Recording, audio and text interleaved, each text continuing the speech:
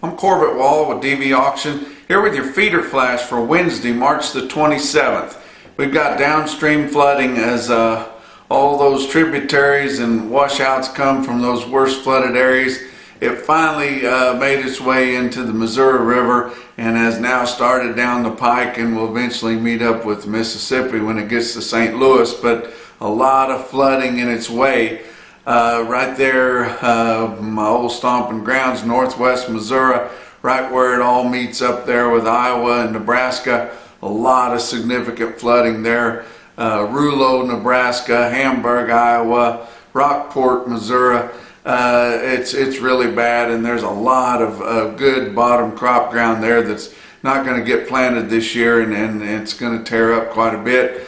But the Army Corps of Engineers is trying to manage that water the best they can. Guy sent me a picture up in Pierce, South Dakota. At the dam up there, they had it completely shut off, and there was a lot of water that it's holding up too, coming out of Montana and places way up the line on the Missouri River there. And it's causing them a lot of problems up there, but they are trying to manage that where if they can get the worst of it through some of those most highly flooded areas, then they can start letting it go. It sounds like they're going to do that again this weekend. Right there at St. Joseph, Missouri, they have noted that the water levels have started to go down just a little bit, and the levees held there right in that area. And so they'll start letting some of that water creep back in again and take some of the pressure off up the line. But it's quite a bit to manage, and you'll hear people cussing the Army Corps of Engineers on both sides of the dams all the way up and down that river. But it's quite a bit to try to manage all the flooding and see what's the most valuable, or where they can eliminate as much loss and devastation as they can. But that water is some powerful stuff. Let's look at the board on Tuesday. April live cattle futures down 67 cents at 126.90. June down 40 cents at 120.72. March feeder cattle up 57 cents at 142.75. And April up 2 cents at 146.22.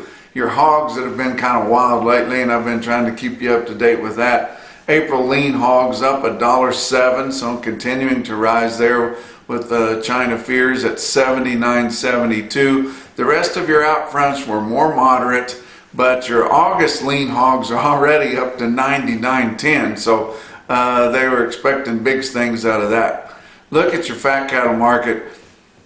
On Tuesday, we already saw a little bit of trade happening and a lot of rumors swirling around. But up in the northern plains, not a lot of trade, but in Nebraska and Iowa both. And you never know what those guys are dealing with up there. You know, they may be needing to get some cattle out of some areas there that are wet. They may have an opportunity to get some cattle out before it rains.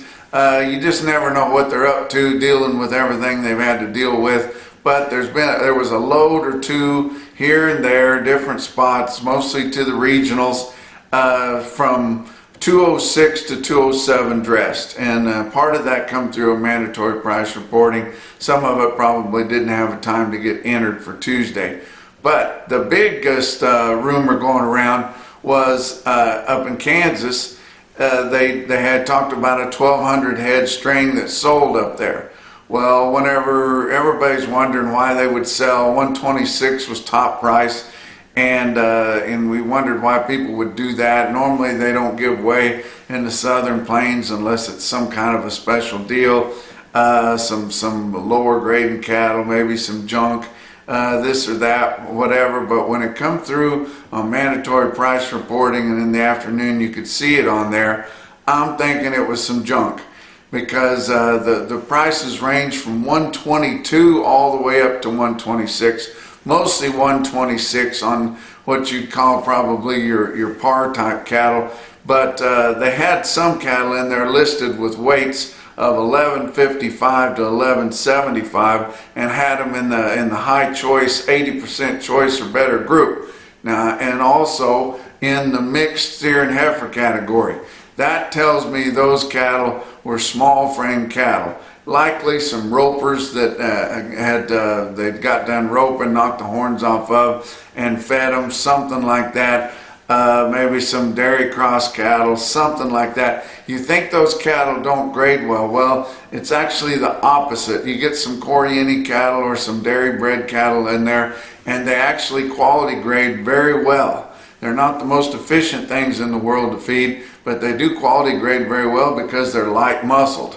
And whenever they're light muscled, it makes them very easily fleshed and fattened, and your quality grade is all about marbling, and it makes it easy for that intramuscular fat to work in there and causes a lot of marbling, which those cattle grade choice very easy. Of course, anything grades choice very easily now that the cameras and the robots have taken over the industry.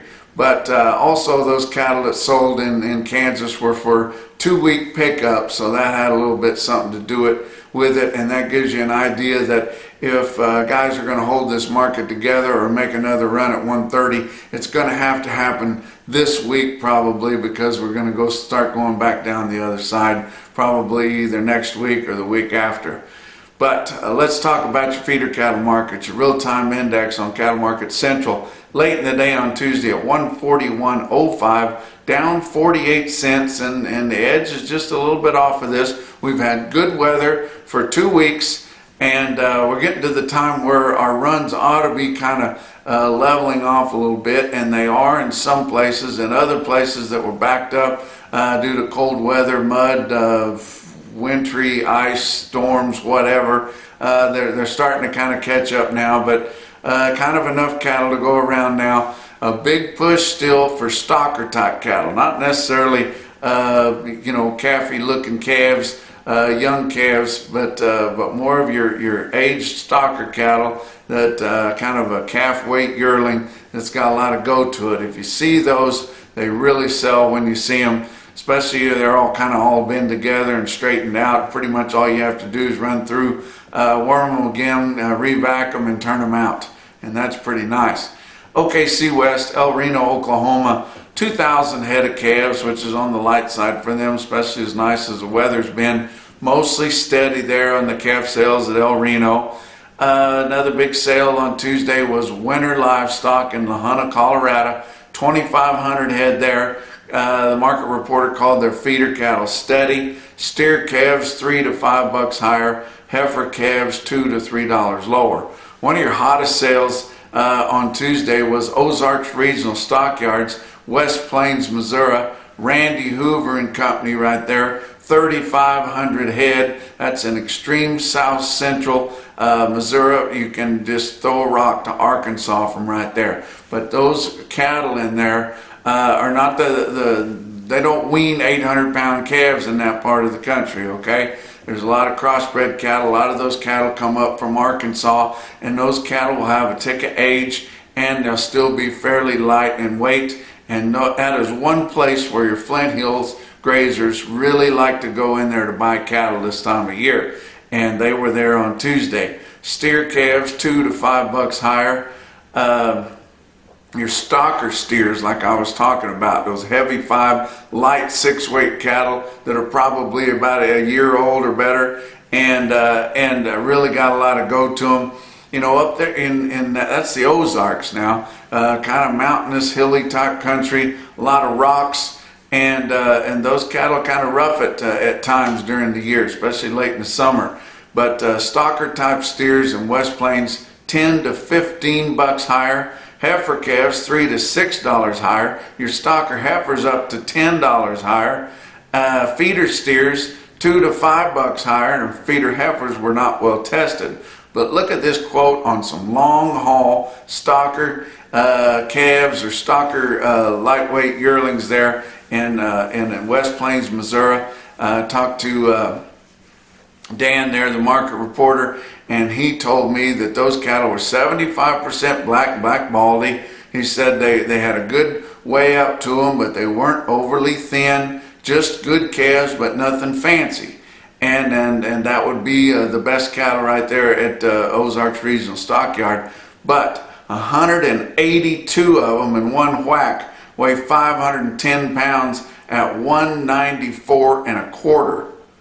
And then they had another bigger end of them, it was 131 of them, weighed 603 at 178.85. That guy got paid for those cattle. Hard to find a big string of cattle like that, been together, raised up together, and have a lot to go to them. And yes, those cattle are going to the Flint Hills of Kansas, and they will absolutely explode when they get there. Talk about a Kansas auction on Tuesday. Fredonia, Kansas had a good sale on Tuesday, 2,000 head plus. Not as many light calves as what we saw in some other sales, and maybe not as many light calves as you would see other times at Fredonia. Mostly yearling feeders. And look at the report of Cattle Market Central there out of Fredonia, Kansas. Look at your best tested weights of steers. 387 head of 7-weight steers, averaged 757 at 148.43, and 372 head of 8-weight steers, averaged 853 at 136.54.